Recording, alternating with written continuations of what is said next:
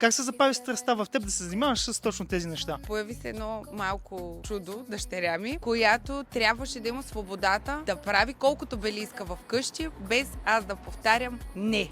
Не пипай, не хвърляй, не удряй. Ако ние имаме тапети и мазилка, това как те отличава от тях? Тапетите и мазилката много трудно биха могли да изчистим, да речем, боя. Децата постоянно рисуват в къщи. Ако тя си хвърли водните боички срещу стената, ние ли ще трябва да пребладисаме? В всички случаи трябва да викнеш майстора да дойде. А с панела просто взимаш мокра кърпичка и го изчистваш. Вие сега как се чувствате като родител, като сте направили промените вкъщи? Тук Как да се чувствам? Имаме сейф зона. Тя просто може да си прави бели колкото си иска, без аз да й се карам. Просто защото мога да изчистя след нея и няма никакъв проблем. Когато нямаме това решение, какво се случва? Трябва постоянно Да идват майстори, да опаковат стаята с нейлони, защото ще се шкури, ще се пребладисва отново и отново. Дори само да минеш с прахосмокачката, имаш ли первази, стената ти е ли ожулена или перваза ти е ожулен. Или прашлясал. и когато направим всъщност това решение, ние можем съвсем спокойно да се наслаждаваме на това, да прекараме качествено време с децата ни, без да се тревожим. Така че за всички останали влизайте директно на сайта, идвайте на място и поръчвайте.